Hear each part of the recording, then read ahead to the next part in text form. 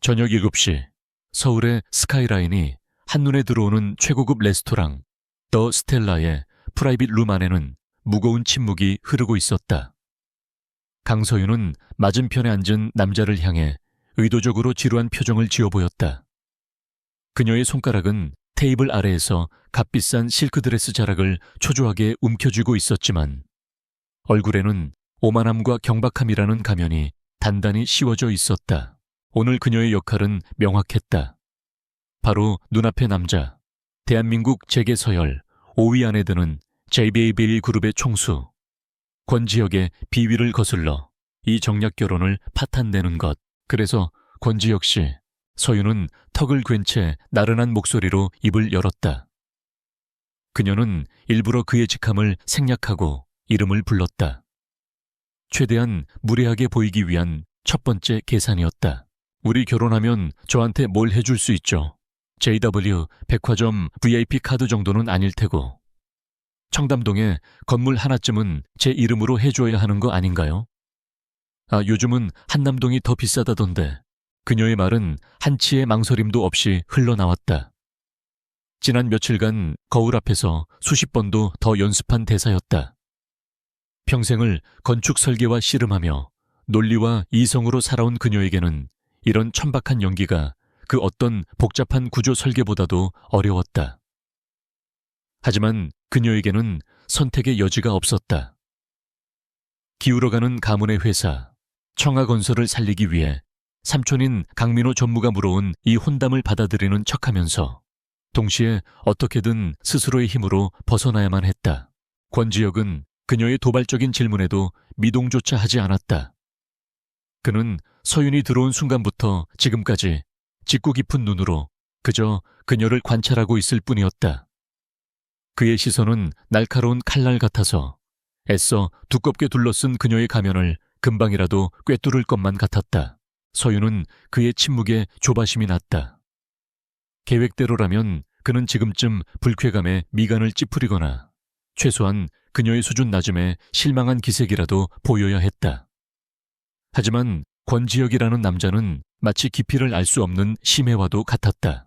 계엄물이라 드디어 그가 입을 열었다. 그의 목소리는 예상보다 훨씬 낮고 차분했다. 하남동이든 청담동이든 강서윤 씨가 원하는 곳이라면 어디든. 하지만 그보다 더 중요한 게 있지 않나? 대오, 중요한 거요? 돈보다 중요한 게 또 있나요? 서윤은 콧방귀를 뀌며 되받아쳤다. 최대한 속물처럼 보여야 했다. 그 순간 그녀의 휴대폰이 계획된 것처럼 울렸다. 친구에게 미리 부탁해둔 전화였다. 서윤은 권지혁에게 양해를 구하지도 않은 채 전화를 받았다. 에어, 나 지금 선보고 있어. 응, 그 남자. JW 그룹 대표라는. 글쎄, 얼굴은 반반한데 좀 재미없는 타입? 됐고, 너 지난번에 말한 그 샤넬백 새로 나왔다며? 당장 사러 가자. 아, 맞다. 이 남자한테 사달라고 하면 되겠다. 여보세요? 권지혁 씨? 저 샤넬백 사주세요. 시즌 리미티드 에디션으로요. 일부러 큰 소리로 통화하며 그녀는 곁눈질로 그의 반응을 살폈다. 보통의 남자라면, 아니 자존심 강한 재벌 총수라면 이쯤에서 자리를 박차고 일어나도 이상하지 않을 터였다. 하지만 권지혁은 여전히 평온했다. 그는 웨이터를 불러 와인을 한 잔 더 주문했을 뿐이다.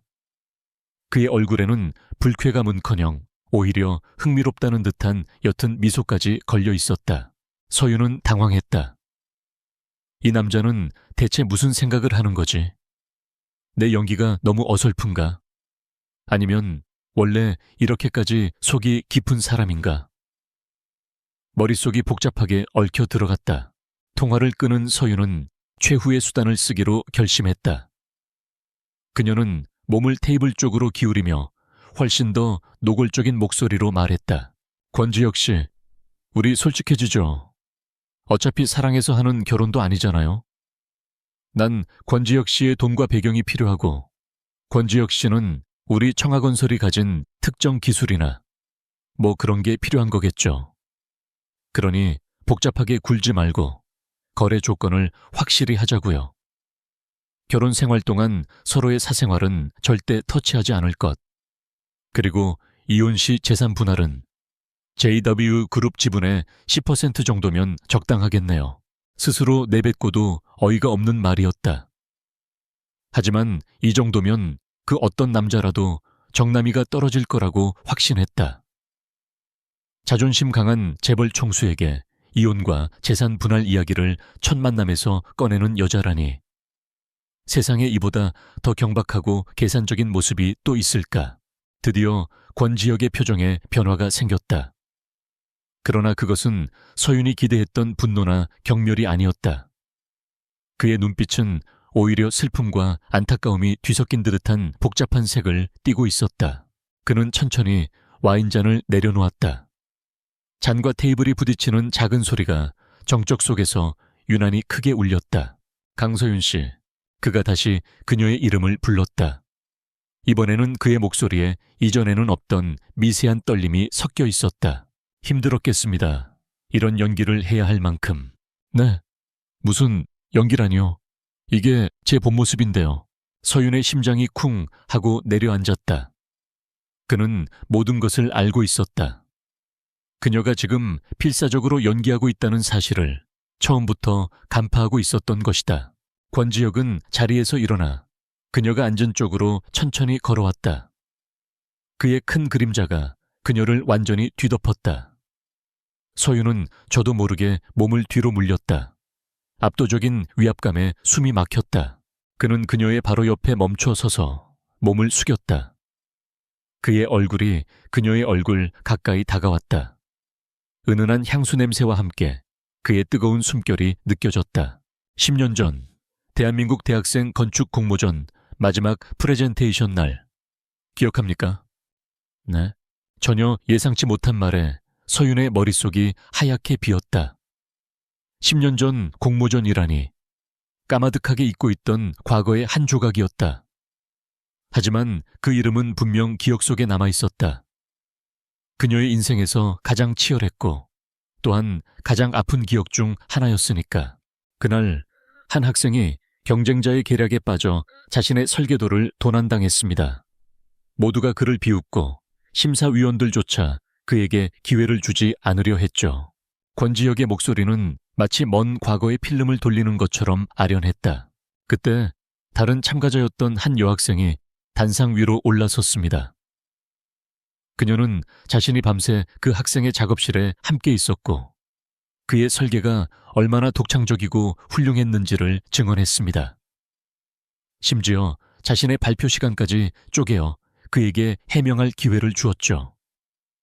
결국 진실은 밝혀졌고 설계도를 훔쳤던 경쟁자는 실격 처리되었습니다. 서윤의 눈동자가 세차게 흔들렸다. 그럴 리가. 그런 일이 있었다. 분명히. 하지만 그게 지금 이 남자와 무슨 상관이란 말인가. 그녀는 그때 얼굴도 제대로 보지 못했던 억울한 일을 당했던 남학생의 편을 들어주었을 뿐이었다. 정의감 때문이기도 했지만 부조리한 방식으로 경쟁자를 짓밟는 행태를 참을 수 없었기 때문이었다. 그 여학생은 결국 그 대회에서 2등을 했습니다. 1등을 할 충분한 실력이 있었음에도 불구하고요. 사람들은 그녀가 어리석었다고 수군거렸죠. 하지만 그날 이후로 내 세상의 중심은 언제나 그 사람이었습니다. 그의 뜨거운 시선이 그녀의 흔들리는 눈동자에 똑바로 박혔다. 그 설계도를 도둑맞았던 어리석은 학생이 바로 나였습니다. 강서윤 씨. 서윤은 숨을 쉴 수가 없었다. 믿을 수 없는 이야기였다. 그때 그 비쩍 마르고 불안에 떨던 남학생이 지금 눈앞에 대한민국을 움직이는 거대 그룹의 총수 권지혁이라고. 나는 그날 이후로 당신을 한순간도 잊은 적이 없습니다. 당신이 청하건설에 입사하고 수많은 어려움 속에서도 꿋꿋하게 당신의 건축 세계를 지켜나가는 모습을 전부 지켜보고 있었습니다. 당신의 삼촌이 이 혼담을 제안했을 때 나는 이것이 신이 주신 마지막 기회라고 생각했습니다. 그의 손이 조심스럽게 그녀의 뺨을 감쌌다. 그의 손은 놀라울 정도로 따뜻했다. 가면 뒤에 숨어있던 그녀의 진짜 맨얼굴을 어루만지는 듯한 부드러운 손길이었다. 그러니 이런 가슴 아픈 연극은 그만둬요. 그리고 그는 서윤의 인생을 통째로 뒤흔들 한마디를 내뱉었다. 나는 10년 전부터 당신을 사랑했습니다. 우리 지금 당장 결혼합시다. 정적이 흘렀다. 레스토랑의 은은한 음악도, 창밖 서울의 화려한 야경도, 그 무엇도 그녀의 의식 속으로 들어오지 못했다. 그녀의 세계는 오직 권지혁이라는 남자와 그가 던진 충격적인 고백으로 가득 차 있었다. 필사적으로 준비했던 모든 계획과 계산이 한순간에 물거품처럼 사라졌다. 그녀를 올가매던 정략 결혼이라는 덫은 이제 10년이라는 시간을 뛰어넘은 한 남자의 지독한 순정으로 변해 있었다. 강서윤은 아무 말도 할 수 없었다. 그녀는 그저 자신을 바라보는 그의 깊은 눈동자 속에서 자신이 알지 못했던 지난 10년의 무게를 속수무책으로 마주하고 있을 뿐이었다. 강서윤은 자신이 어떻게 레스토랑을 빠져나와 차에 올랐는지 기억하지 못했다. 그녀의 머릿속은 온통 권지혁의 마지막 말, 나는 10년 전부터 당신을 사랑했습니다. 라는 문장으로 가득 차 산산조각 나 있었다. 10년. 그 길고 긴 시간 동안 한 남자가 자신을 지켜보고 있었다는 사실은 로맨틱하기는커녕 차라리 공포에 가까웠다. 집으로 돌아오는 내내 그녀는 멍하니 핸들만 잡고 있었다. 서울의 밤거리는 눈부신 넌사인으로 빛나고 있었지만 그녀의 눈에는 아무것도 들어오지 않았다. 계획은 완벽했다. 무례하고 속물적이며 계산적인 여자로 위장해 권지혁 스스로가 이 결혼을 거부하게 만드는 것. 그러나 그는 그녀가 겹겹이 쌓아 올린 가짜 성벽을 단숨에 무너뜨리고 성 안에 맨얼굴을 하고 있는 진짜 강서윤을 똑바로 마주했다. 그녀의 연극을 꿰뚫어 본 그의 통찰력보다 더 충격적인 것은 그 이유가 10년 전의 그 사소한 사건 때문이라는 점이었다. 그녀에게는 그저 젊은 날의 치기 어린 정의감의 발로였을 뿐, 다음 날이면 잊어버렸을 해프닝에 불과했다. 하지만 그에게는 그것이 10년이라는 세월을 관통하는 운명적인 사랑의 시작이었다니. 도무지 현실감이 느껴지지 않았다. 말도 안 돼. 아무도 없는 차 안에서 그녀는 저도 모르게 중얼거렸다. 이건 또 다른 종류의 함정일지도 모른다. 그녀의 동정심이나 죄책감을 자극해 결혼을 받아들이게 하려는 고도의 심리전일 수도 있다. 그래, 그 편이 차라리 이해하기 쉬웠다. 대한민국 재계의 정점에 선 남자가 그렇게 비이성적이고 감상적인 이유만으로 10년을 기다렸을 리가 없다. 그 이면에는 분명 청하건설 혹은 그 이상의 것을 노리는 냉철한 계산이 숨어 있을 것이다. 서윤은 자신의 아파트 지하 주차장에 차를 세우고도 한참을 내리지 못했다. 그녀는 눈을 감고 10년 전 그 공모전의 마지막 날을 필사적으로 떠올려 보았다. 수많은 인파, 긴장된 공기, 심사위원들의 날카로운 얼굴, 그리고 단상 아래에서 절망적인 표정으로 서 있던 한 남학생의 흐릿한 실루엣. 아무리 기억을 헤집어 봐도 그의 얼굴은 짙은 안개에 가려진 것처럼 선명하게 떠오르지 않았다. 그날 밤 서윤은 뜬 눈으로 밤을 새웠다. 그녀는 인터넷 검색창에 권지혁이라는 이름을 입력하고 그에 관한 모든 기사와 정보를 샅샅이 뒤졌다. MIT를 수석으로 졸업하고 20대 후반의 나이에 제이바 데뷔 그룹의 핵심 계열사 사장을 거쳐 30대 초반에 총수 자리에 오른 천재 경영인. 그의 공식적인 이력은 완벽하고 화려했지만 사적인 부분에 대해서는 철저하게 베일에 쌓여 있었다. 대학 시절이나 공모전 수상 경력 같은 사소한 기록은 어디에서도 찾아볼 수 없었다.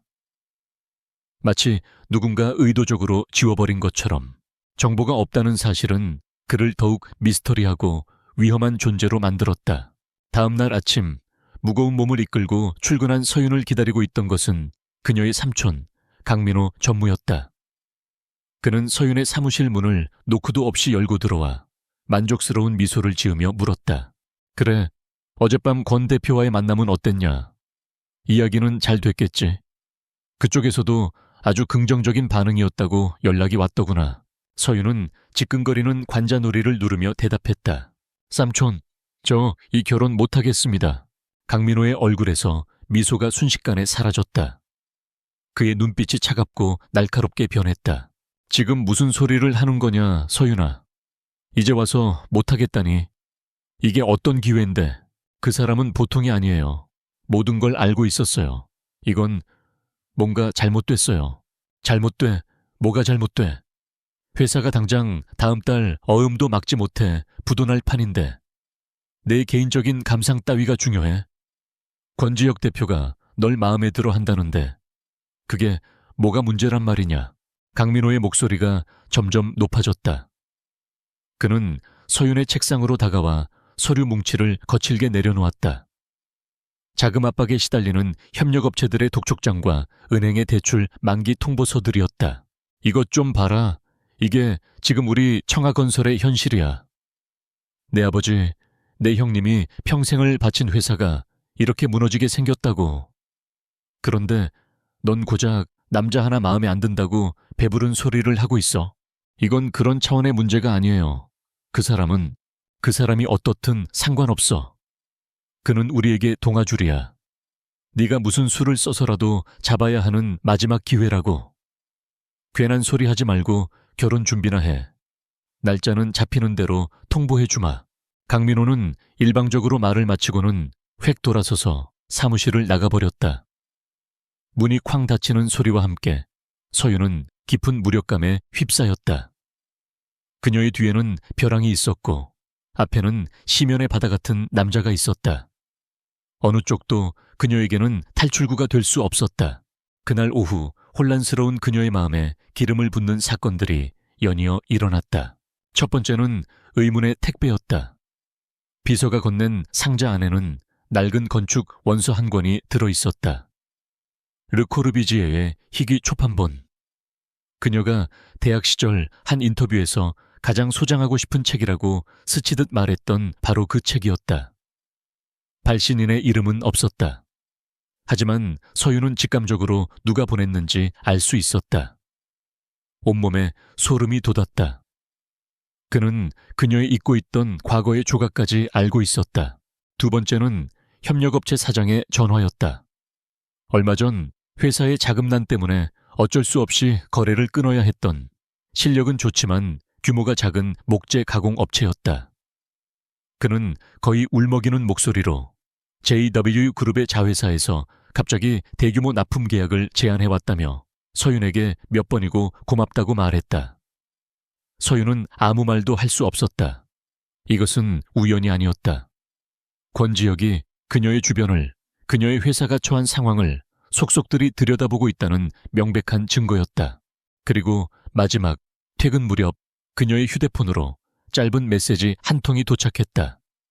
발신인은 권지혁이었다. 서초동 공공도서관 신축 설계안 2층의 하중 분산 구조에 오류가 있어 보입니다.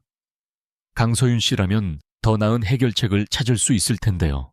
그것은 그녀가 최근 가장 관심을 가지고 지켜보던 공공 프로젝트였다. 그는 그녀의 연애사나 취향이 아닌 그녀의 일, 그녀의 전문 분야를 정확히 꿰뚫고 있었다. 이해할 수 없는 신호들. 그것은 달콤한 구애라기보다는 거미줄처럼 촘촘하게 그녀를 올가매는 덫처럼 느껴졌다. 그는 그녀의 사적인 영역과 공적인 영역 모두를 침범하며 나는 당신의 모든 것을 알고 있다고 속삭이고 있었다. 서윤은 자리에서 벌떡 일어났다. 더 이상 이렇게 앉아서 당하고만 있을 수는 없었다. 무례한 연극 따위의 어설픈 작전은 그에게 통하지 않았다. 그를 상대하려면 그에 대해 알아야만 했다. 그의 진짜 의도가 무엇인지, 그가 숨기고 있는 진실이 무엇인지 밝혀내야 했다. 그녀는 사무실에 불을 끄고 자신의 개인 노트북을 열었다. 그리고는 망설임 없이 대학 도서관의 아카이브 데이터베이스에 접속했다. 10년 전, 대한민국 대학생 건축 공모전. 그녀의 손가락이 단호하게 키보드를 두드리기 시작했다. 참가자 명단, 심사위원, 관련 기록. 그날의 모든 진실을 파헤치기 위한 그녀만의 방역이 이제 막 시작되고 있었다. 게임의 판은 바뀌었다. 이제 수비가 아닌 공격에 나설 차례였다. 지난 며칠간 강서윤이 10년 전 공모전에 대해 파헤쳐서 알아낸 것은 거의 없었다. 권지혁은 유령처럼 존재했다. 참가자 명단에는 그의 이름이 있었지만 그 외에 어떤 공식적인 기록에서도 그의 흔적을 찾을 수 없었다. 마치 그날의 사건 이후 그와 관련된 모든 데이터가 증발해버린 것 같았다. 이러한 사실은 그의 정체에 대한 의심을 더욱 증폭시켰다. 그는 단순한 순정파가 아니었다. 자신의 과거를 이토록 완벽하게 지워버릴 수 있는 힘을 가진 남자. 그런 그를 상대로 어설픈 뒷조사를 하는 것은 의미가 없었다. 서윤은 전략을 바꾸기로 했다. 그의 과거를 파헤칠 수 없다면 그의 현재를 흔들어야 했다. 그녀는 그가 가장 중요하게 생각할 법한 것, 바로 JW 그룹 총수로서의 대외적인 이미지와 평판을 공격하기로 마음먹었다. 기회는 생각보다 빨리 찾아왔다. 대한민국 건축가협회에서 주최하는 올해의 건축상 시상식에 권지혁이 그녀의 파트너로서 동반 참석을 제안해 온 것이다. 재계와 건축계의 수많은 거물들이 모이는 그 자리야말로 그녀의 새로운 연극을 펼칠 완벽한 무대였다. 시상식 당일, 서윤은 의도적으로 화려하고 노출이 심한 드레스를 골랐다. 우아함보다는 도발적인 매력을 강조한 선택이었다. 그녀의 목표는 권지혁의 완벽한 파트너가 아닌 그의 곁에 어울리지 않는 트로피 와이프처럼 보이는 것이었다. 행사장에 들어서자 수많은 카메라 플래시가 터졌다. 권지혁은 그런 상황에 익숙한 듯 태연하게 그녀의 허리를 감싸 안으며 에스코트했다. 그의 손길이 닿는 순간 서윤은 저도 모르게 몸을 움찔했지만 이내 가면을 고쳤었다. 지혁씨, 나 목말라요. 저기 샴페인 좀 가져다 줄래요?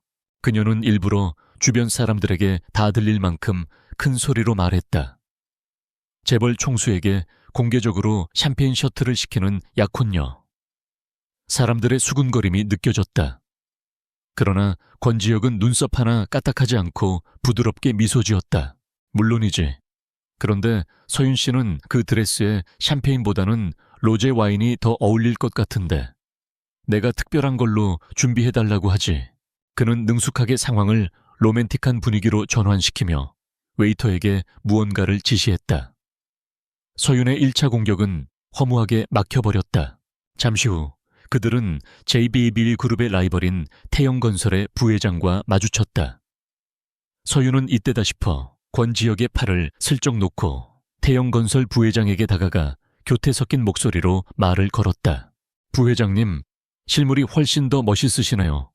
저희 JW보다 태영건설이 요즘 더 잘 나간다는 소문이 있던데 비결이 뭔가요? 권지혁의 얼굴에 먹칠을 하려는 명백한 도발이었다. 중년의 부회장은 당황하면서도 싫지 않은 기색이었다. 그러나 그가 입을 열기도 전에 권지혁이 서윤의 어깨를 부드럽게 감싸 안으며 대화에 끼어들었다. 제 약혼녀가 워낙 솔직해서요. 칭찬에 인색하지 않은 게 가장 큰 매력입니다. 안 그렇습니까, 부회장님? 하지만 부회장님, 저희 JW가 태영건설보다 나은 점이 딱 하나 있는데 바로 제 옆에 있는 이 사람을 가졌다는 겁니다. 그의 말은 재치 있으면서도 강력한 소유욕을 드러내고 있었다. 그는 서윤의 무례함을 솔직한 매력으로 포장해버렸고 동시에 그녀가 자신의 사람이라는 것을 모두에게 각인시켰다. 태영건설 부회장은 헛기침을 하며 물러났고 서윤은 또다시 완패했다. 그녀는 최후의 수단으로 시상식의 지루한 축사가 이어지는 동안 일부러 크게 하품을 하고 휴대폰을 꺼내 쇼핑몰 앱을 들여다보기 시작했다. 하지만 그 순간 권지혁이 그녀의 손 위로 자신의 큰 손을 겹쳐왔다. 그리고는 아무도 들을 수 없는 작은 목소리로 그녀의 귓가에 속삭였다. 피곤하면 먼저 일어날까요? 당신이 힘든 건 싫으니까. 하지만 조금만 더 견뎌주면 좋겠습니다. 당신과 함께 있는 이 순간이 나에게는 10년을 기다려온 꿈이었으니까. 그의 목소리에 담긴 진심 어린 애틋함에 서윤의 심장이 저도 모르게 세차게 뛰어버렸다. 그녀는 황급히 그의 손을 뿌리쳤다. 그의 페이스에 말려들고 있었다. 이 남자는 그녀가 던지는 모든 창을 너무나도 부드럽고 견고한 방패로 막아내고 있었다. 결국 그날 밤 서윤은 아무런 소득도 없이 깊은 패배감만 맛봐야 했다. 하지만 진짜 위기는 전혀 다른 곳에서 터져나왔다. 청하건설은 현재 회사의 명운이 걸린 마포문화 복합단지 신축 공사 입찰을 준비하고 있었다. 만약 이 프로젝트를 수주한다면 극심한 자금난을 해결하고 재기할 발판을 마련할 수 있는 마지막 기회였다. 프로젝트의 핵심 설계는 서윤이 직접 맡고 있었다. 입찰 마감일이 불과 며칠 앞으로 다가온 어느 날 설계팀에 비상이 걸렸다. 설계안의 핵심 자재인 고강도 특수 콘크리트를 공급하기로 했던 대진 시멘트에서 갑자기 납품 불가 통보를 해온 것이다. 이유는 경쟁사인 태영건설과 독점 공급 계약을 맺었다는 것이었다. 말도 안 돼. 계약서 사인만 남겨둔 상태였는데 어떻게 이럴 수가 있습니까? 서윤의 사무실에서 설계팀장이 격앙된 목소리로 외쳤다. 누가 봐도 명백한 태영건설의 방해 공작이었다. 그들은 청하건설의 입찰을 원천적으로 봉쇄하기 위해 핵심 공급망을 차단해버린 것이다. 청하건설은 발칵 뒤집혔다. 서윤과 팀원들은 밤을 새워가며 대체 업체를 수소문했지만 대진 시멘트 수준의 품질과 물량을 단기간에 공급할 수 있는 곳은 국내에 거의 없었다. 시간은 흘러가고 절망의 그림자가 회사 전체를 뒤덮었다. 강민호 전무는 이 기회를 놓치지 않고 그녀를 몰아붙였다. 봤지? 이게 바로 힘없는 회사의 서러움이야. 네가 권지혁 대표의 마음만 확실히 잡았어도 태영건설 따위가 감히 우리한테 이따위 장난질을 칠 수 있었을 것 같아. 모든 게 네가 미적거린 탓이다. 서윤은 대꾸할 힘도 없었다.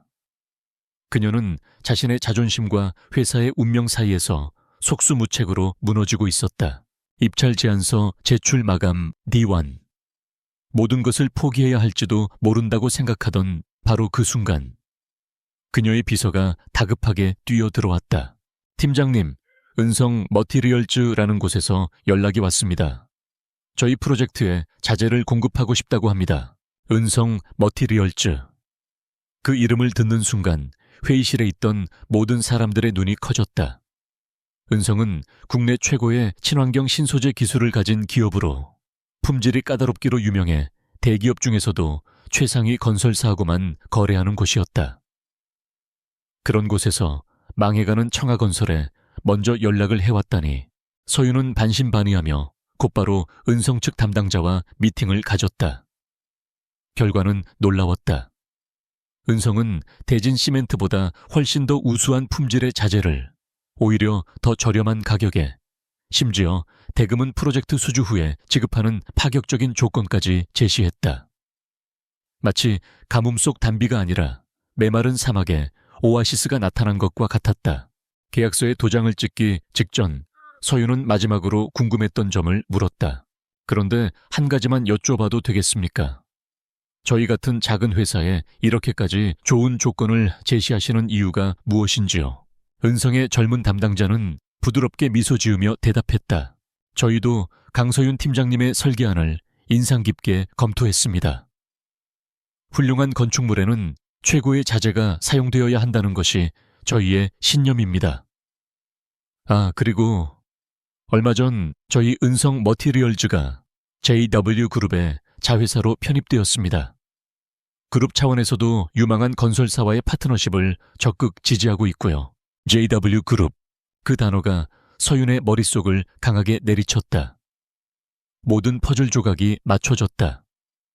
태영건설의 방해 공작, 절체절명의 위기, 그리고 거짓말처럼 나타난 구원투수. 이 모든 것의 뒤에는 권지혁이 있었다. 그는 아무 말도 하지 않았다. 자신의 공을 내세우지도 어떤 대가를 요구하지도 않았다. 그저 보이지 않는 곳에서 그녀가 가장 절실하게 필요로 하는 순간에 가장 완벽한 방식으로 그녀의 일을 지켜준 것이다. 그것은 그녀가 결혼 상대자로서가 아닌 건축가 강서윤으로서의 자존심과 꿈을 지켜준 행위였다. 그날 밤 서윤은 자신의 사무실에 홀로 남아 은성 머티리얼즈의 로고가 선명하게 찍힌 계약서를 멍하니 바라보았다. 단단하게 얼어붙어 있던 그녀의 마음 한구석에서 아주 작지만 분명한 균열이 생겨나는 소리가 들렸다. 그 남자가 세워준 보이지 않는 방패의 온기가 그녀가 쌓아 올린 얼음벽을 아주 조금씩 녹여내리기 시작하고 있었다. 마포문화복합단지 입찰 제안서는 마감 시한을 불과 몇 시간 앞두고 극적으로 제출되었다. 은성 머티리얼주의 합류 덕분에 청하건설의 제안서는 이전보다 훨씬 더 경쟁력 있는 원가와 혁신적인 친환경 공법을 담을 수 있었다. 한숨 돌린 직원들은 환호했지만 강서윤의 마음은 여전히 무거웠다.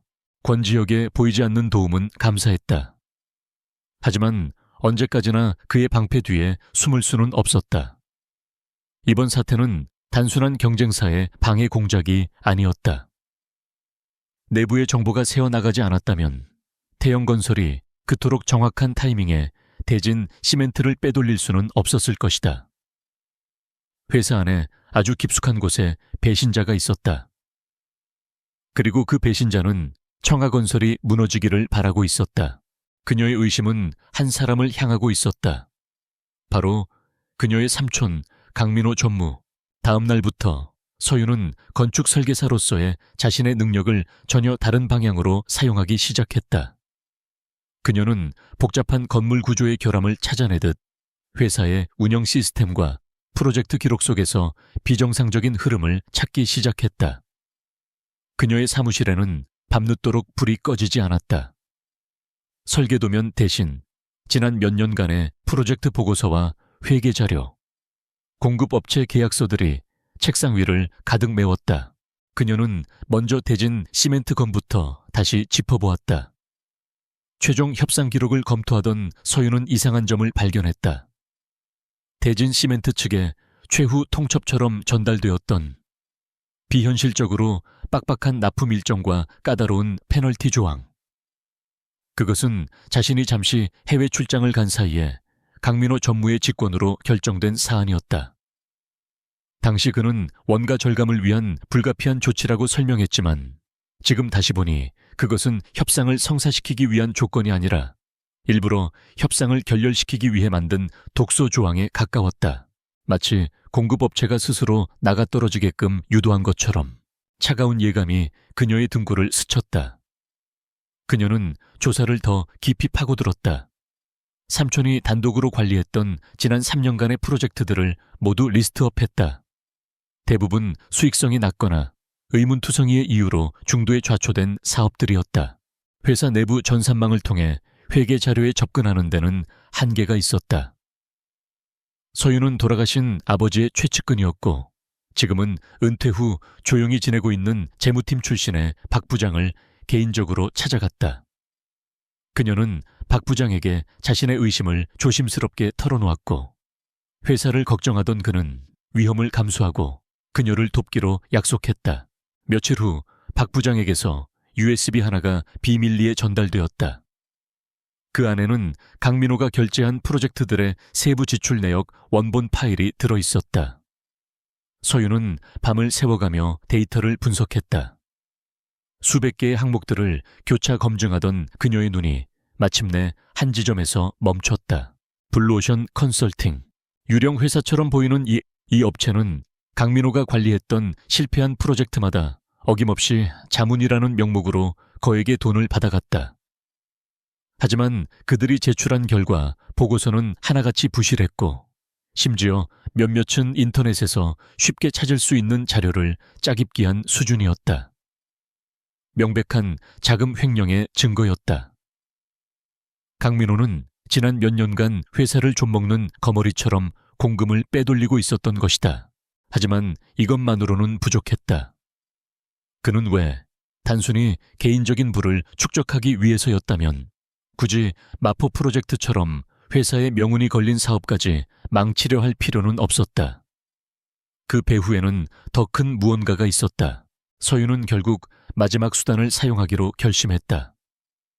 그녀는 대학 시절부터 절친했던 친구이자 지금은 업계에서 유능하기로 소문난 IT 보안 전문가에게 연락했다. 그녀는 친구에게 블루오션 컨설팅의 자금 흐름을 역추적해달라고 부탁했다. 불법적인 일이었지만 그녀는 더 이상 물러설 곳이 없었다. 일주일 뒤 친구에게서 연락이 왔다. 결과는 충격적이었다. 블루오션 컨설팅으로 흘러들어간 돈은 여러 차례의 세탁을 거친 후 최종적으로 한 개인의 차명 계좌로 입금되고 있었다. 그리고 그 계좌의 실소유주는 JW그룹 최진석 이사.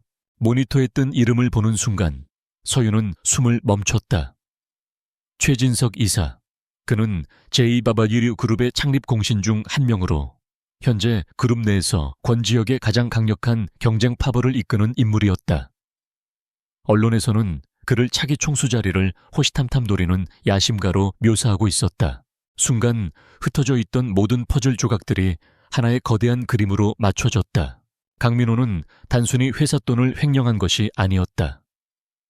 그는 JW그룹의 최진석 이사와 손을 잡고 의도적으로 청하건설을 부실하게 만들어 헐값에 넘기려 하고 있었다. 그리고 정략 결혼. 이 결혼 역시 계획의 일부였을 것이다. 자신을 권지혁과 결혼시켜 그를 가장 가까이서 흔들 수 있는 미끼로 사용하거나 혹은 결혼을 빌미로 두 회사 간의 인수합병을 추진하는 과정에서 내부 정보를 빼돌리려는 속셈이었을 것이다. 최진석 이사에게는 경쟁자인 권지혁을 실각시킬 수 있는 좋은 기회였고 강민호는 그 대가로 청하건설을 팔아넘긴 막대한 자금과 새로운 자리까지 약속받았을 것이다. 권지혁이 왜 그토록 자신과의 결혼에 집착했는지 이제야 어렴풋이 이해가 갔다. 그는 아마 이 모든 음모를 눈치채고 있었을 것이다. 그리고 그 거대한 소용돌이의 중심에 자신이 있다는 사실도. 그가 자신을 보호하려 했던 것은 단순히 10년 전에 애틋한 감정 때문만이 아니었다. 그녀 자신이 이 거대한 음모를 파괴할 수 있는 핵심적인 변수였기 때문이다. 서윤은 차갑게 식은 손으로 마우스를 쥐었다. 이제 상황은 완전히 달라졌다. 이것은 더 이상 원치 않는 결혼에서 벗어나기 위한 개인적인 발버둥이 아니었다. 아버지의 유산인 회사를 지키고 자신을 이용하려는 자들에게 맞서 싸워야 하는 전쟁이었다. 그리고 그 전쟁터에서 아이러니하게도 그녀가 밀어내려 했던 남자. 권지혁은 적이 아닌 유일한 아군일지도 몰랐다. 서윤의 눈빛이 얼음처럼 차갑고 단단해졌다. 그녀는 친구가 보내온 모든 자료를 백업하며 조용히 결심을 굳혔다. 더 이상 연극은 없다. 이제부터는 진짜 사냥을 시작할 시간이었다. 음모의 실체를 깨달은 순간부터 강서윤의 세상은 이전과 달라졌다. 평범해 보였던 일상의 모든 것들이 위협의 신호로 읽히기 시작했다. 사무실에서 동료가 무심코 건네는 말 한마디에도 숨은 의도가 있는 것 같았고 퇴근길에 뒤따르는 차량의 헤드라이트는 미행의 증거처럼 느껴졌다. 그녀는 거대한 거미줄의 한가운데에 걸린 나비가 된 기분이었다. 위험은 생각보다 구체적인 형태로 다가왔다. 어느 날 밤늦게까지 야근을 하고 주차장으로 내려갔을 때 그녀 차의 타이어가 예리한 것에 찔린 듯 펑크가 나 있었다. 단순한 사고로 치부하기에는 타이밍이 너무나 절묘했다.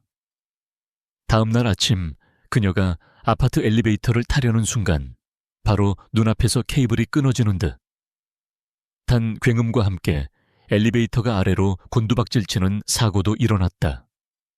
다행히 비어있는 상태였지만 만약 그녀가 10초만 빨랐더라면 어떻게 되었을지 상상만 해도 등골이 오싹했다.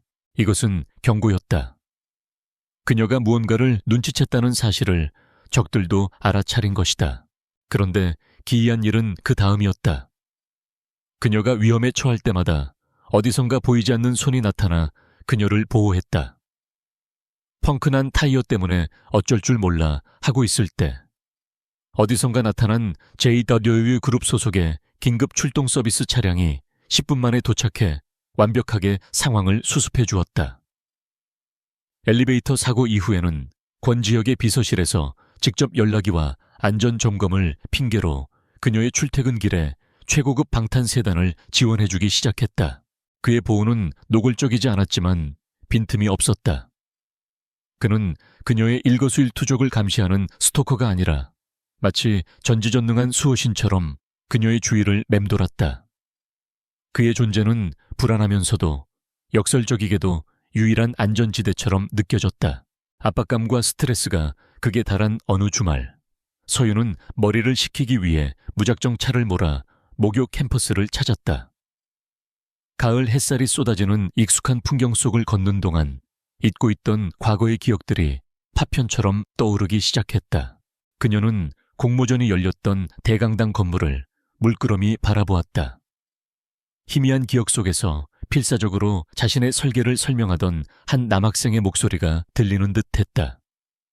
그의 얼굴은 여전히 안개 속처럼 흐릿했지만 유독 그의 눈빛만은 선명하게 기억났다. 절망 속에서도 결코 꺾이지 않았던, 오히려 더 뜨겁게 타오르던 그 눈빛. 그리고 자신의 증언이 끝났을 때 그가 자신을 향해 보여주었던 그 짧은 목례와 복잡한 표정. 그는 단순한 피해자가 아니었다.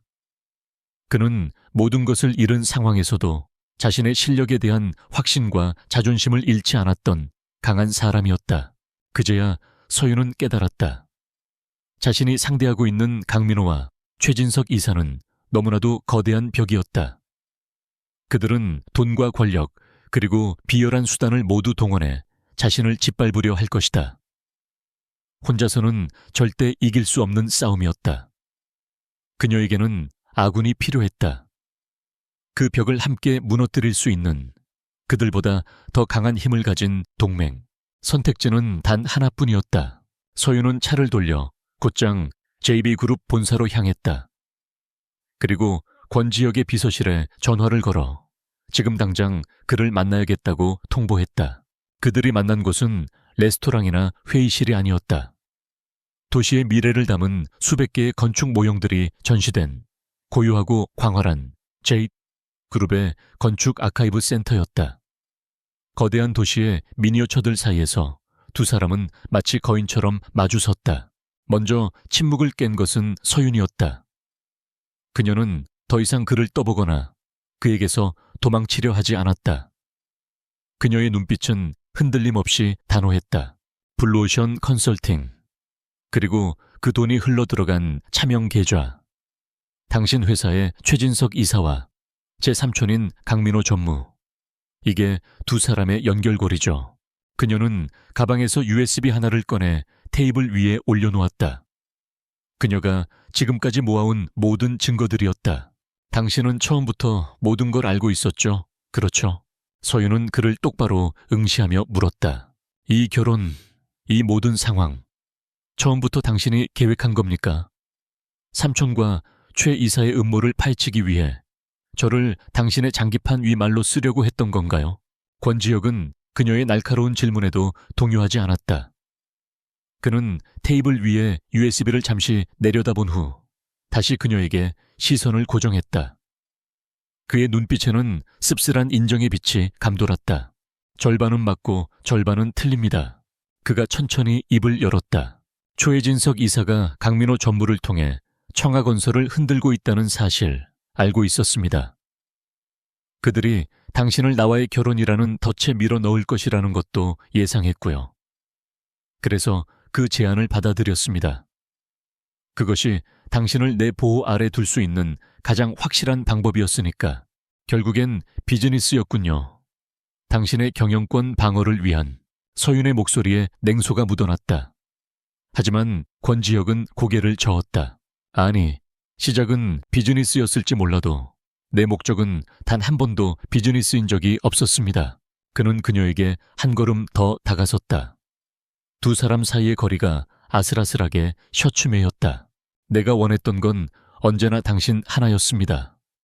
강서윤 씨, 10년 전이나 지금이나 이 지저분한 싸움에 당신을 끌어들인 건 나에게도 최악의 시나리오였어. 하지만 당신이 혼자서 위험에 처하는 것을 지켜보는 것보다는 나았지.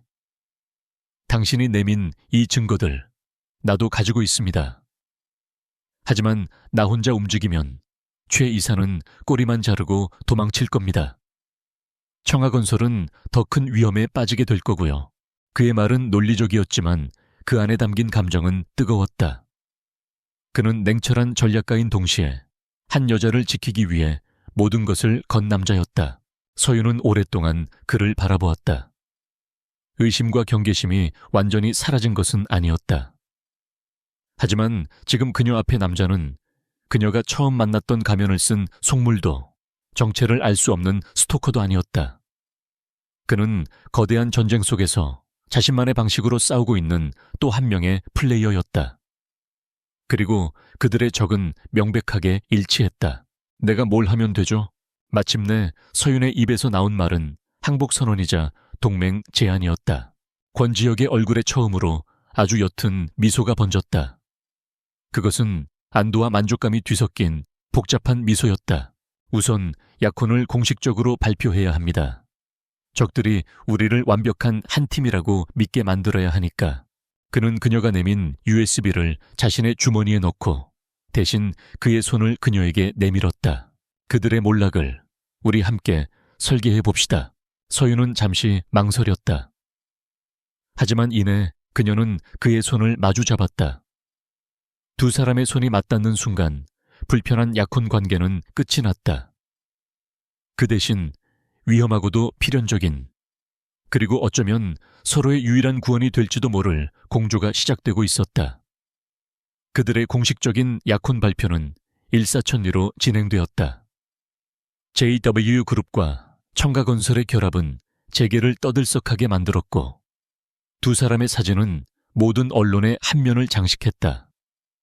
강민호와 최진석 이사는 자신들의 계획이 순조롭게 진행되고 있다고 믿는 듯 축하를 전해왔지만 그들의 눈에는 숨길 수 없는 탐욕과 계산이 번뜩이고 있었다. 세상 앞에서는 완벽한 예비 부부를 연기했지만 단둘이 있을 때 두 사람은 냉철한 동맹이었다. 그들은 서로가 가진 정보를 교환하고 적들의 움직임을 분석하며 반격을 준비했다. 그러던 어느 날 밤 권지혁의 개인 서재에서 함께 자료를 검토하던 중 서윤은 문득 마음속에 계속 맴돌던 질문을 던졌다. 그날 10년 전 공모전 마지막 날 무슨 일이 있었던 건지 전부 말해줄 수 있어요? 당신의 시선으로 본 그날의 이야기를 듣고 싶어요. 제 기억은 너무 희미해서. 조각난 퍼즐 같아요. 권지혁은 잠시 스크롤하던 태블릿을 내려놓고 깊은 생각에 잠긴 듯 눈을 감았다. 다시 눈을 떴을 때 그의 눈빛은 더 이상 JW그룹의 총수가 아닌 꿈 많고 상처받았던 20살 청년의 것으로 돌아가 있었다. 그때에 저는 이름도 배경도 없는 그저 건축학도일 뿐이었습니다. 집안의 반대를 무릅쓰고 선택한 길이었기에 그 공모전은 제게 전부나 마찬가지였죠. 공존이라는 주제로 저는 인간과 자연이 완벽하게 어우러지는 도서관을 설계했습니다. 밤을 새워가며 만든 모형과 설계도를 보며 스스로도 만족스러웠습니다. 이게 내 인생의 첫 번째 증명이 될 거라고 믿었죠. 그의 목소리는 낮고 차분했지만 그 안에 담긴 열정은 서윤에게도 고스란히 전해졌다. 하지만 제 발표 바로 앞 순서였던 라이벌이었던 김영훈이라는 학생이 단상에 올랐을 때 저는 제 눈을 의심했습니다. 그가 스크린에 띄운 설계도는 명백히 제 것이었습니다. 색상과 재료만 미묘하게 바꿨을 뿐 핵심적인 구조와 컨셉은 도둑맞은 제 아이디어 그대로였어요. 전날 밤 그가 제 작업실에 찾아와 음료수를 건넸던 기억이 떠올랐죠. 아마 그때 제 컴퓨터를 해킹했거나 제가 잠시 자리를 비운 사이 모든 것을 훔쳐본 거겠죠. 서윤의 기억 속에서도 김영훈이라는 이름이 희미하게 떠올랐다. 유난히 승부욕이 강하고 다른 학생들을 깎아내리며 자신을 과시하던 인물. 저는 얼어붙었습니다. 머릿속이 하얘지고 아무 말도 할 수 없었어요. 심사위원들에게 항의하려 했지만 증거가 없었습니다. 오히려 저를 시기해서 거짓말을 한다는 의심의 눈초리만 돌아왔죠. 모두가 저를 비웃고 어떤 심사위원은 제게 기권하라고까지 했습니다. 제 꿈이, 제 세상이 바로 그 자리에서 무너져 내리는 것 같았습니다. 그의 말을 듣는 동안 서윤의 머릿속에서도 잊고 있던 장면들이 필름처럼 되살아나기 시작했다. 절망적인 표정으로 입술을 깨물던 청년의 모습, 그리고 그를 향해 쏟아지던 차가운 조소들. 그때였습니다. 당신이, 강서윤 씨가 자리에서 일어난 것은 권지혁의 시선이 뜨겁게 그녀를 향했다. 당신도 강력한 우승 후보였고 굳이 위험을 자초할 필요가 없었는데도 당신은 단상으로 걸어 나왔습니다. 그리고 김영훈의 설계안이 가진 치명적인 결함을 조목조목 짚어냈죠. 이 설계의 핵심은 중앙서고를 관통하는 자연 채광 시스템입니다. 하지만 3층의 하중 계산을 보면 저 유리 천장은 계절풍의 압력을 견디지 못하고 붕괴할 겁니다. 원 설계자는 절대 이런 초보적인 실수를 할 리가 없죠, 라고요. 서윤의 기억이 완벽하게 돌아왔다. 맞다. 그녀는 그렇게 말했다. 훔친 설계도를 완벽하게 이해하지 못했던 김영훈이 미처 수정하지 못했던 구조적 결함. 원 설계자가 아니고서는 알 수 없는 디테일. 그녀는 그 점을 파고들었다. 당신의 그 한마디에 분위기는 반전되었습니다. 심사위원들은 재검증에 들어갔고 결국 김영훈의 파렴치한 도둑질은 만천에 드러났죠. 저는 간신히 제 설계안을 발표할 기회를 얻었고요. 당신은 자신의 발표 시간까지 저에게 할애해 주었습니다. 결과적으로 저는 그 대회에서 대상을 받았고 당신은 2등을 했습니다. 모두가 당신을 어리석다고 했지만 저는 알았습니다. 당신이 지켜준 것은 제 설계도가 아니라 건축가로서의 제 자존심과 꿈이었다는 것을요. 무너진 제 세상 속에서 당신은 유일한 빛이었습니다. 이야기가 끝났을 때 서재 안에는 깊은 침묵이 흘렀다. 서윤은 마침내 마지막 퍼즐 조각을 맞춘 기분이었다. 그녀는 10년간 그를 기억하지 못했지만 그녀의 가장 빛나던 순간의 행동 하나가 한 남자의 인생을 통째로 바꿔놓았던 것이다. 두 사람 사이를 가로막고 있던 마지막 불신의 벽이 허물어지는 순간이었다. 당신은 그때나 지금이나 변함이 없군요. 권지혁이 나지막이 말했다. 그의 말은 두 사람의 관계에 새로운 온기를 불어넣었다. 그것은 더 이상 전략적 동맹의 차가움이 아니었다. 하지만 그 평화는 너무나도 짧았다. 바로 다음 날 오후 폭풍이 몰아쳤다. 한 인터넷 언론사에서 단독 청하건설 강서윤 팀장, 마포문화 복합단지 설계안 표절 의혹이라는 제목의 기사를 터뜨린 것이다. 기사에는 서윤의 핵심 설계안과 한 프랑스 무명 건축가가 몇 년 전 졸업작품으로 발표했다는 설계도가 나란히 비교되어 있었다. 누가 봐도 표절이라고 믿을 수밖에 없을 만큼 두 설계도는 놀랍도록 유사했다. 기사는 삽시간에 모든 포털 사이트와 SNS를 장악했다. 익명의 내부 고발자의 인터뷰까지 실려 있었다. 강 팀장이 평소 해외 건축 잡지를 베끼는 것을 여러 번 목격했다. 는 악의적인 거짓 증언이었다. 세상은 180도 돌아섰다. 어제까지 그녀를 미모와 실력을 겸비한 차세대 건축가라고 칭송하던 언론은 이제 그녀를 파렴치한 표절 전문가로 매도했다. 청하건설의 주가는 폭락했고 마포문화 복합단지 입찰심사위원회는 청하건설의 자격을 긴급 재심사하겠다고 발표했다. 모든 것이 10년 전 그날의 재현이었다. 하지만 이번에는 피고석에 서 있는 사람이 바로 그녀, 강서윤 자신이었다.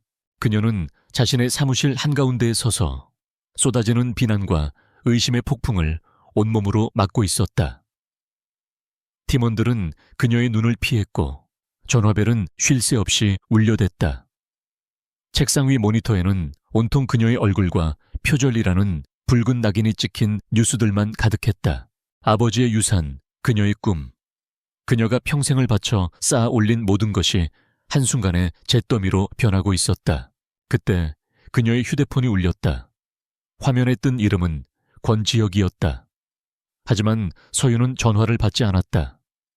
그녀의 시선은 창밖의 잿빛 하늘과 잔인하게 반복된 운명의 소용돌이를 향해 고정되어 있었다. 이제 그녀는 도망칠 곳도 기댈 곳도 없었다. 오직 홀로 이 폭풍의 눈을 정면으로 마주해야만 했다. 폭풍의 한가운데에서 강서윤은 이상할 정도로 침착했다. 분노와 절망이 온몸을 휘감았지만 그 밑바닥에서는 얼음처럼 차가운 이성이 고개를 들고 있었다.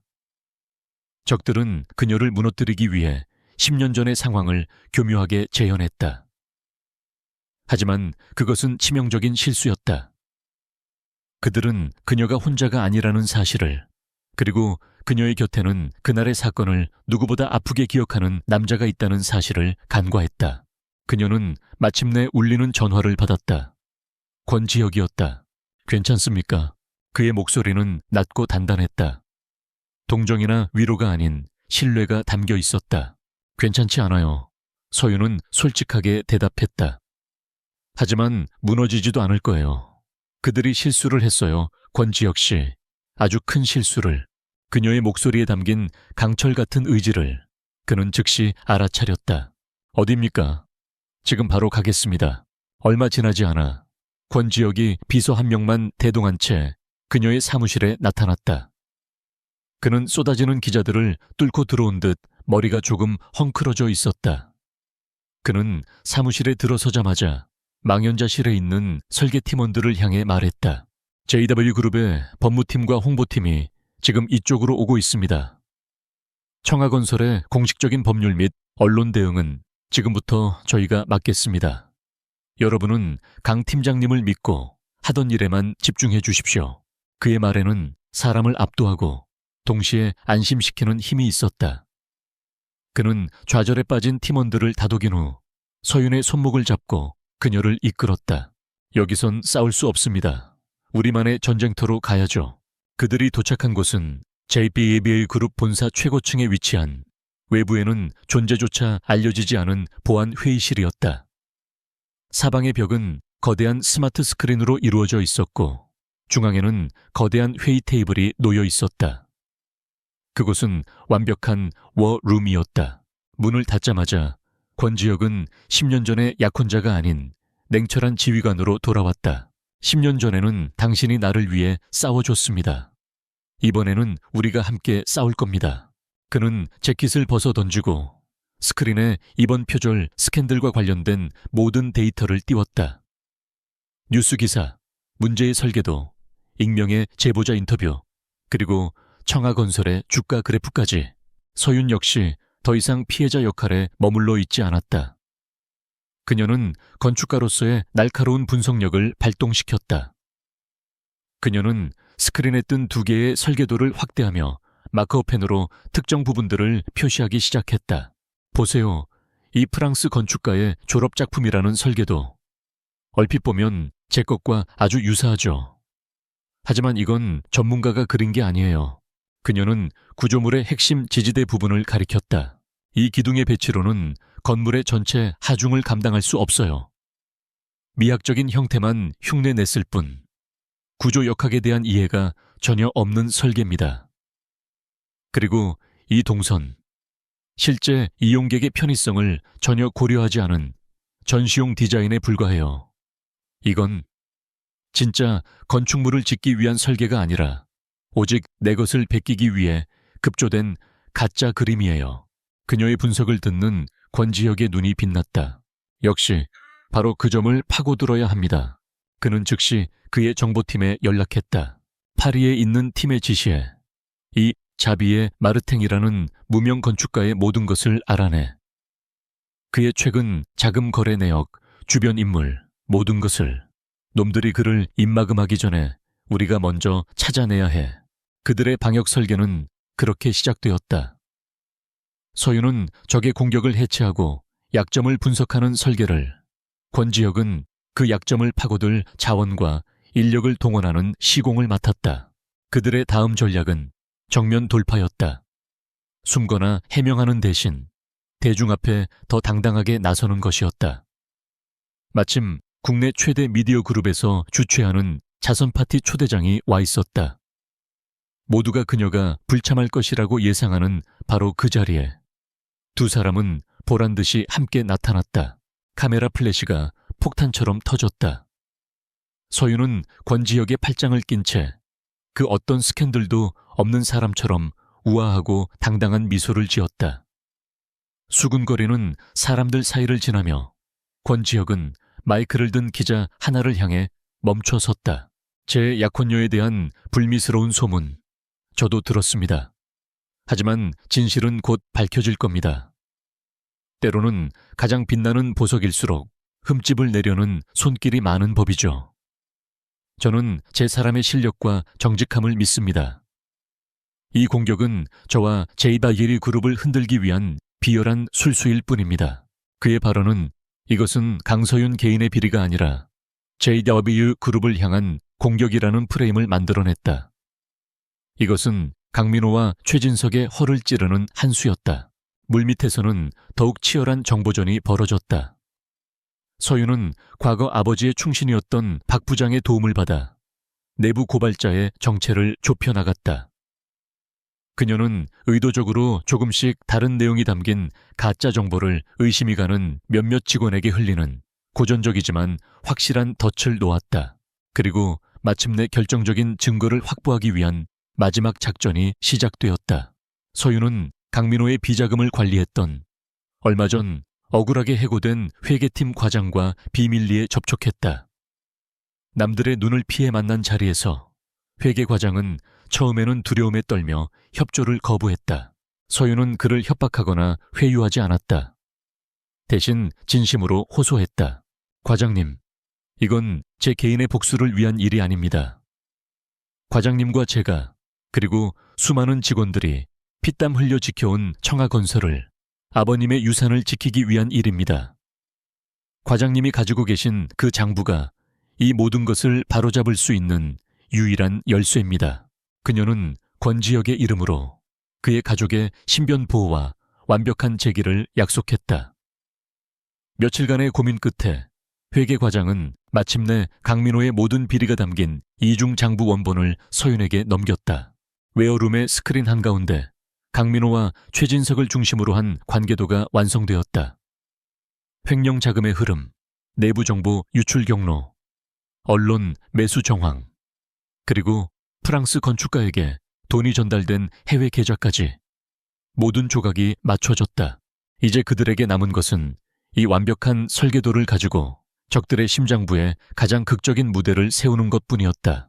권지혁이 완성된 작전 계획도를 보며 나지막이 말했다. 이제 배우들은 모두 모였습니다. 우리는 그들이 스스로 무덤을 팔 수 있도록 화려한 무대를 만들어주기만 하면 됩니다. 그들의 방역은 이제 막 시작될 참이었다. 방역의 설계도는 완성되었고 이제는 시공에 들어갈 차례였다.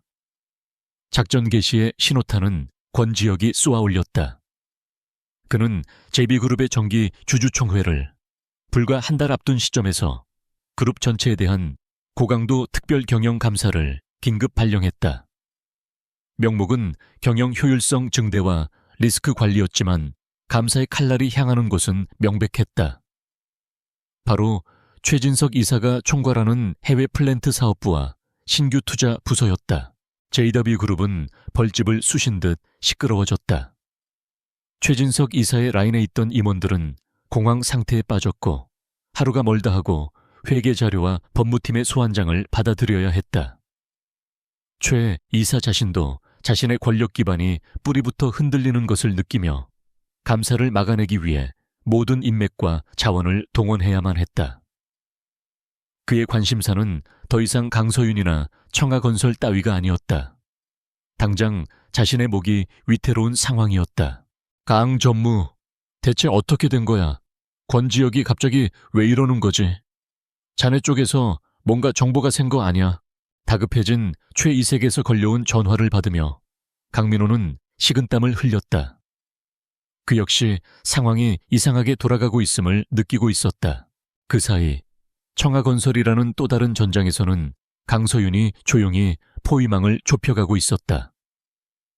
그녀가 놓은 덫에 내부 고발자를 자처했던 설계팀의 한 대리가 정확히 걸려들었다.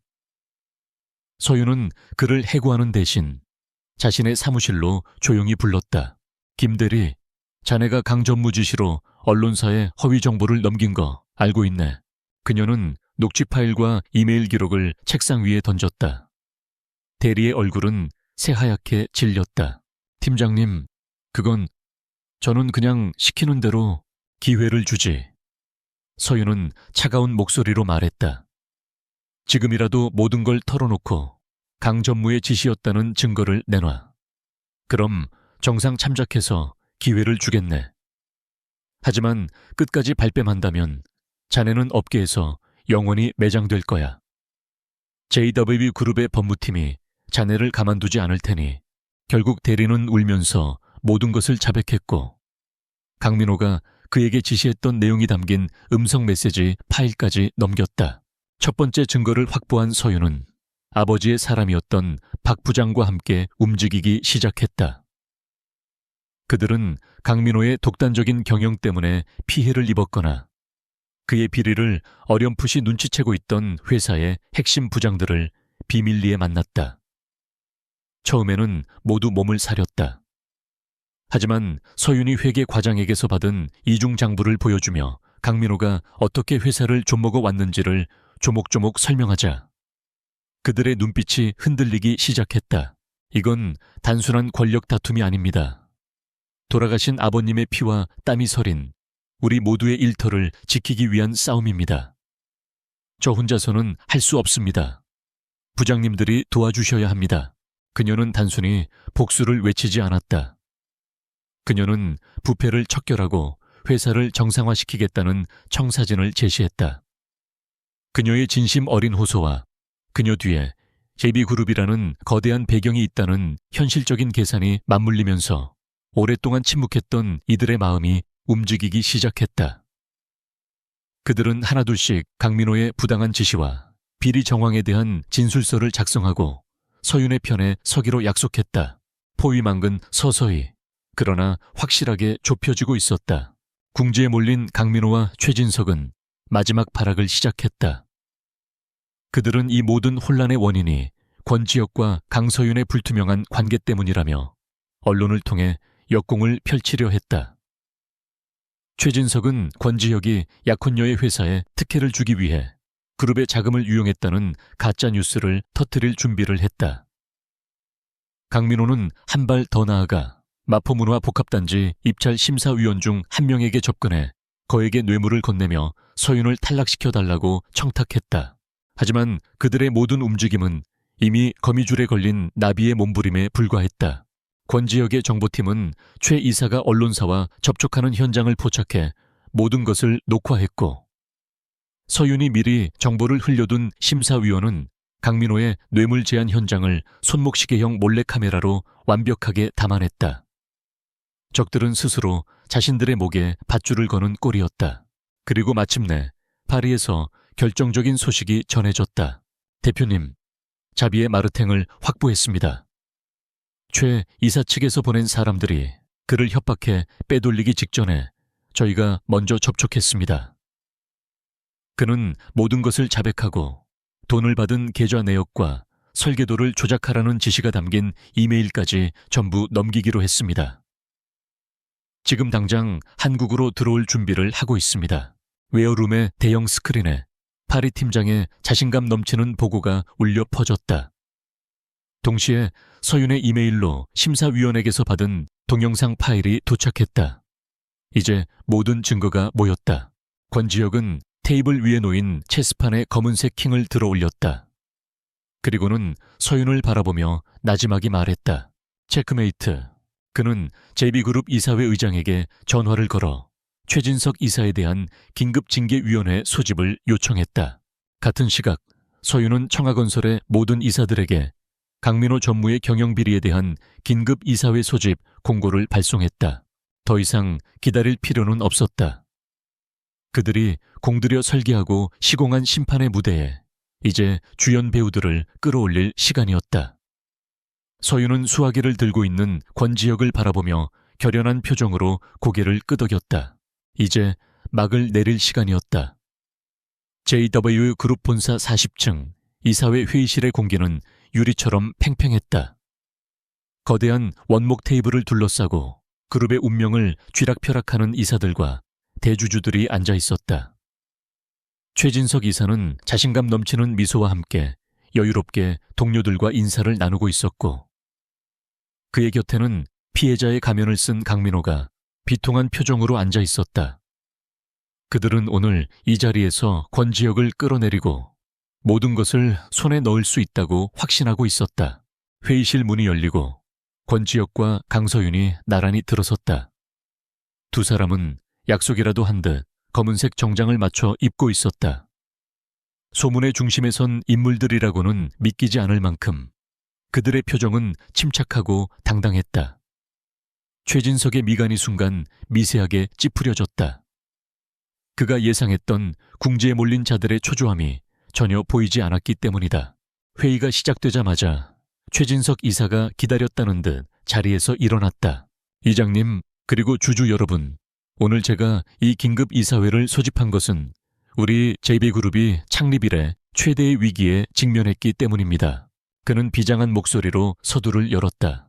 권지혁 대표는 개인적인 감정에 휩쓸려 부실기업인 청하건설에 그룹의 자원을 부당하게 지원했습니다. 오직 약혼녀를 돕기 위해 유망하지도 않은 자재회사를 무리하게 인수하고 그룹의 명성에 먹칠을 하는 표절 스캔들을 묵인했습니다. 이는 명백한 업무상 배임이자 CEO로서의 자질을 의심케 하는 심각한 문제입니다. 그의 선제 공격은 날카로웠다.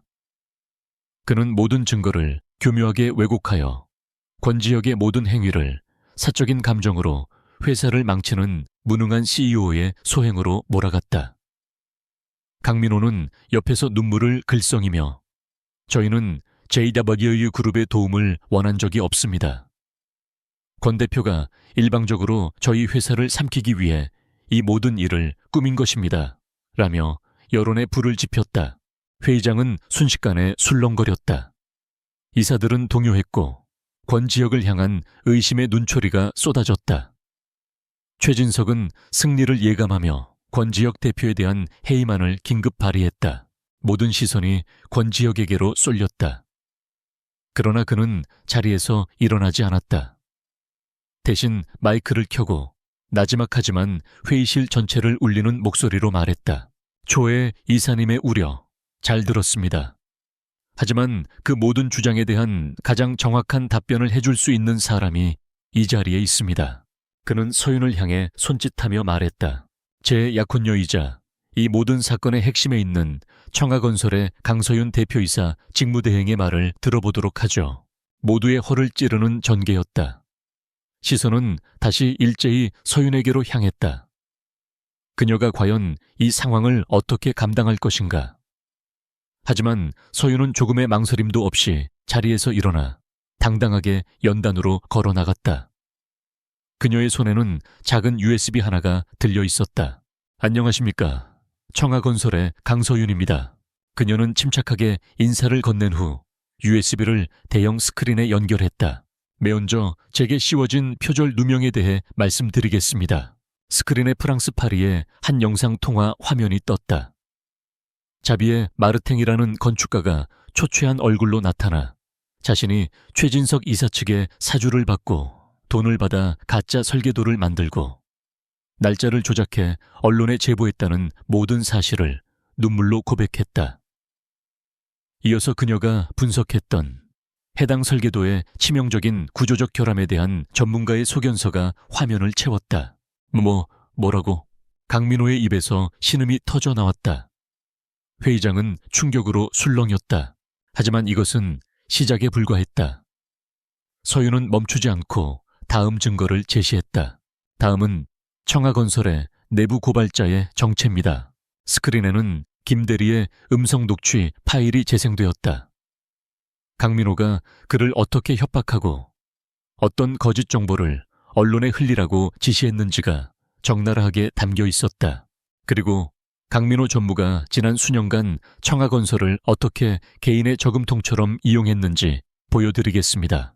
화면은 회계법인의 공식 직인이 찍힌 보고서로 바뀌었다. 블루오션 컨설팅이라는 유령 회사를 통해 수백억 원의 회사 돈이 어떻게 빠져나갔는지를 보여주는 자금 흐름도가 복잡한 선으로 화면을 가득 메웠다. 전직 회계 과장의 영상 증언이 이어졌다. 이제 최진석의 얼굴에서도 핏기가 사라지고 있었다. 마지막으로 이 모든 검은 돈이 최종적으로 어디로 흘러 들어갔는지 보여드리겠습니다. 서윤의 마지막 말과 함께 화면에는 블루오션 컨설팅의 자금이 여러 차명 계좌를 거쳐 최종적으로 최진석 이사의 비밀 계좌로 입금되는 내역이 선명하게 나타났다. 그리고 결정적인 한방, 강민호가 입찰심사위원에게 뇌물을 건네는 장면이 담긴 고화질 동영상이 소리 없이 재생되었다. 이 모든 것은 조작이야. 저 여자가 권지혁이랑 짜고 날 모함하는 거라고. 최진석이 이성을 잃고 소리쳤다. 강민호는 이미 얼굴이 흑빛이 되어 아무 말도 하지 못했다. 하지만 이미 늦었다. 모든 증거는 완벽했고 논리는 빈틈이 없었다. 그를 지지하던 이사들조차 경악과 혐오의 눈빛으로 그들을 바라보며 고개를 돌렸다. 바로 그 순간 회의실에 육중한 문이 열렸다. 안으로 들어온 것은 이사회 임원들이 아닌 검찰 수사관들이었다. 그들은 성큼성큼 최진석과 강민호에게 다가가 차가운 목소리로 서류를 내밀었다. 최진석 씨, 강민호 씨, 특정경제범죄가중치 어벌법상, 업무상 횡령 및 배임, 뇌물공여, 명예훼손 등의 혐의로 두 분을 긴급 체포합니다. 이럴 순 없어. 이거 놔. 최진석의 비명과 함께 철컥하는 차가운 금소금이 회의실에 울려 퍼졌다. 하얀 와이셔츠 소매 위로 은색 수갑이 채워지는 순간이었다. 대한민국 재계를 호령하던 두 남자의 탐욕스러운 제국이 수많은 카메라와 이사들이 지켜보는 앞에서 처참하게 무너져 내리는 순간이었다. 수사관들에게 끌려나가며 강민호는 넋이 나간 얼굴로 서윤을 바라보았다. 그의 눈에는 원망과 함께 뒤늦은 후회와 공포가 뒤섞여 있었다. 하지만 서윤은 더 이상 그를 바라보지 않았다. 두 악인이 사라진 회의실에는 무거운 침묵이 내려앉았다. 이사회 의장은 자리에서 일어나 서윤과 권지혁을 향해 깊이 고개를 숙였다. 그룹을 대표하여 두 분께 깊이 사죄드립니다. 그리고 회사를 지켜주셔서 감사합니다. 모든 것이 끝났다. 소음과 혼돈이 휩쓸고 지나간 자리에 마침내 고요한 평화가 찾아왔다. 권지혁은 조용히 서윤의 곁으로 다가왔다. 그는 아무 말도 하지 않았다. 그저 그녀를 바라보았다. 서윤 역시 그를 마주보았다. 두 사람의 눈빛 속에는 길고 긴 전쟁을 함께 승리로 이끌어낸 동지애와 그보다 훨씬 더 깊고 따뜻한 감정이 말없이 오가고 있었다. 전쟁은 끝났다. JW 그룹 이사회에서 벌어진 극적인 사건은 대한민국 전체를 뒤흔들었다. 최진석 이사와 강민호 전무의 추악한 비리는 연일 언론에 대서특필되었고 그들의 몰락은 한순간이었다. 대중의 여론은 하룻밤 사이에 뒤집혔다. 강서윤은 비열한 음모에 맞서 싸워 아버지의 회사를 지켜낸 용감하고 지혜로운 여성 건축가로 재조명되었고 권지혁은 사적인 감정으로 회사를 위기에 빠뜨린 인물이 아닌 거악을 척결하고 정의를 바로 세운 결단력 있는 리더로 칭송받았다. 폭풍이 지나간 자리에 새로운 질서가 자리 잡기 시작했다. 강서윤은 청하건설의 임시 주주총회와 이사회의 압도적인 지지를 받으며 공식적으로 대표이사 자리에 올랐다. 그녀는 취임과 동시에 강민호가 남긴 부실과 부패의 흔적을 도려내는 대대적인 개혁에 착수했다. 그녀는 더 이상 누군가의 방패 뒤에 숨지 않았다. 때로는 단호하게, 때로는 부드럽게 직원들을 이끌며 무너졌던 회사를 하나씩 재건해 나갔다. JW 그룹과의 파트너십은 공식화되었지만 그것은 종속적인 관계가 아닌 서로의 강점을 존중하는 수평적인 협력이었다. 마포문화 복합단지 프로젝트는 청하건설의 화려한 부활을 알리는 신호탄이 되었다. 권지혁과의 관계도 달라졌다.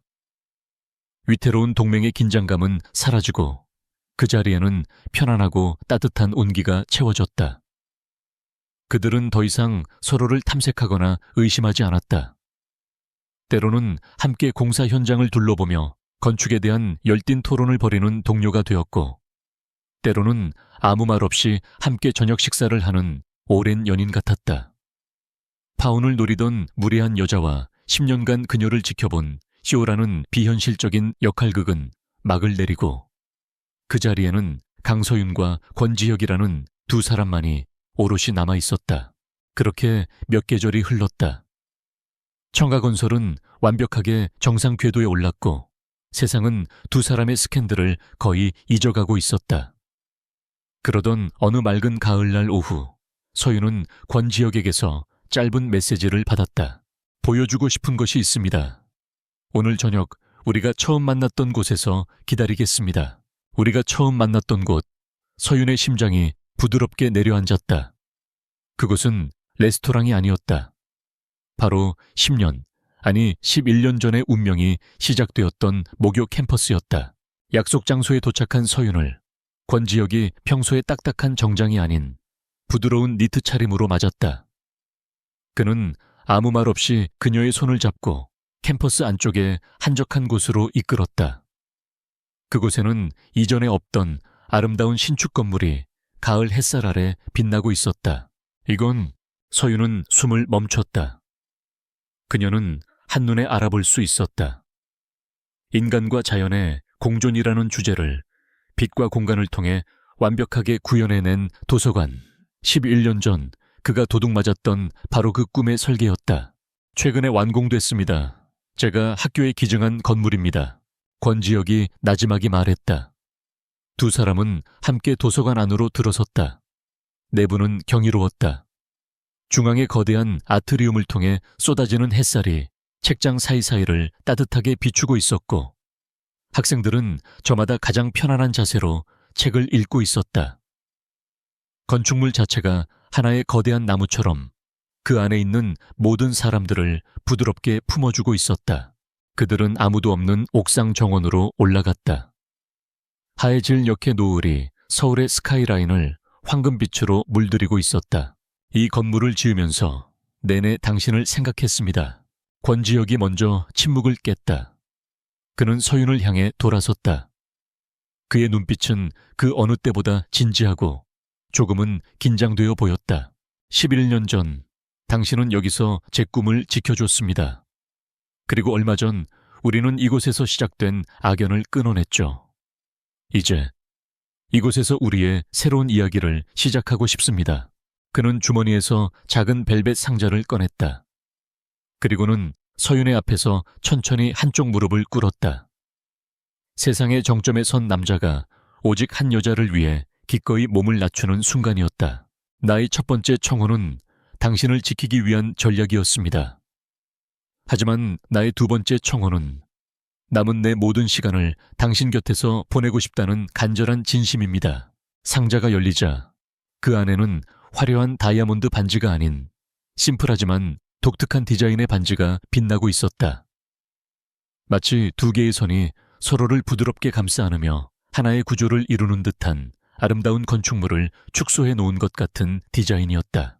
강서윤 씨, 당신의 남편이 되어 당신과 함께 우리의 미래를 설계할 기회를 주시겠습니까? 서윤의 눈에서 뜨거운 눈물이 흘러내렸다. 그것은 슬픔이나 안타까움의 눈물이 아니었다. 길고 긴 시간을 돌고 돌아 마침내 제자리를 찾은 안도와 기쁨의 눈물이었다. 그녀는 더 이상 거짓으로 자신을 꾸밀 필요도, 세상과 싸우기 위해 갑옷을 입을 필요도 없었다. 그녀는 환하게 웃으며 눈물 젖은 얼굴로 고개를 끄덕였다. 네, 좋아요 지혁씨. 그녀의 진심 어린 대답에 권지혁의 얼굴에 비로소 11년의 기다림을 보상받는 듯 단 깊은 미소가 번졌다. 그는 일어나 그녀의 손가락에 반지를 끼워주었고 그녀를 자신의 품에 가득 안았다. 두 사람의 등 뒤로 그들이 함께 지켜낸 꿈의 건축물이 노을 속에서 고요하게 빛나고 있었다. 파운을 위해 시작했던 무례한 연극은 끝났다. 그 자리에는 10년의 시간을 뛰어넘은 굳건한 약속과 이제 막 첫 페이지를 넘기는 새로운 사랑의 이야기가 눈부시게 펼쳐지고 있었다. 그들은 함께 세상에서 가장 아름답고 견고한 그들만의 집을 지어나갈 것이다.